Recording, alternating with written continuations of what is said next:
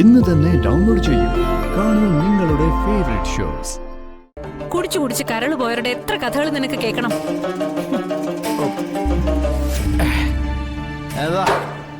നീ എന്നെ പേടിപ്പിക്കുകയാണോ? ഞാൻ ഇനിയും കുടിക്കും, ഇനിയും കുടിക്കും. ഇവിടെ ഇരുന്നാലല്ലേ ഈ സാരോപദേശം കേൾക്കേണ്ടി വരൂ.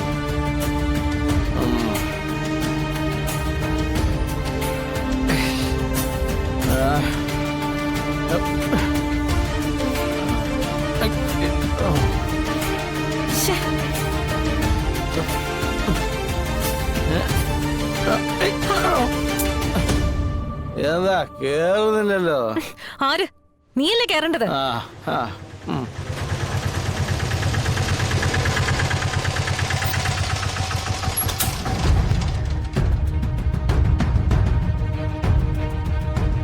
എത്രയായിട്ടാ? സ്റ്റെപ്പ് നോക്കി വെച്ച് മുകളിലേക്ക് പോ. താഴെ വീണ അവിടെ കിടക്കത്തേ ഉള്ളൂ. ഞാൻ അങ്ങനെയൊന്നും വീഴില്ല. ഇതിന്റെ അധിപനായ രോഹിതാണ് ഞാൻ. എന്റെ കാലം അങ്ങനെ ഇങ്ങനെ ഒന്നും തെറ്റില്ല.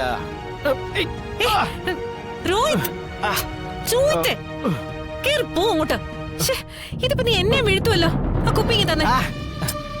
അങ്ങനെ ഇപ്പൊ വേണ്ട.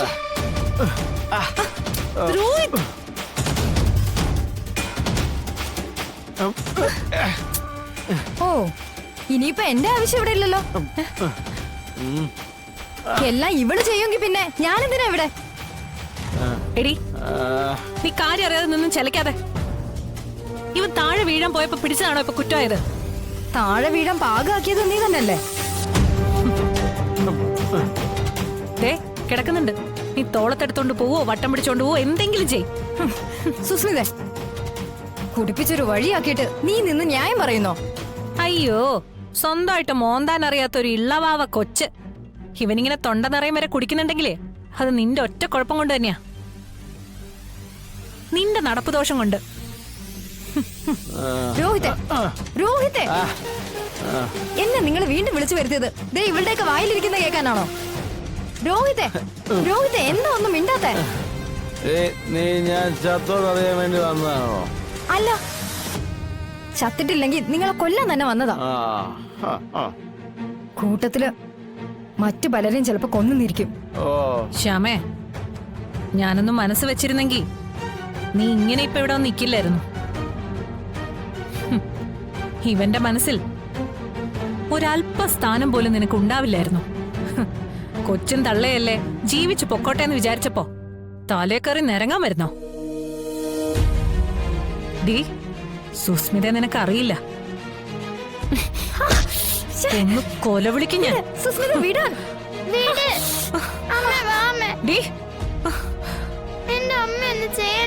മിണ്ടരുത്. മിണ്ടാ നിക്കാൻ. അടങ്ങി ഒതുങ്ങി നിന്നാ നിനക്കും കൊച്ചിനും ഇവിടെ കഴിയാം. ഇല്ലെങ്കിലേ പെട്ടിയും വട്ടിയൊക്കെ എടുത്ത് ഇറക്കി വിടും ഞാൻ. നീ എന്നെ കൊണ്ട് അങ്ങനെ ചെയ്യിക്കരുത്.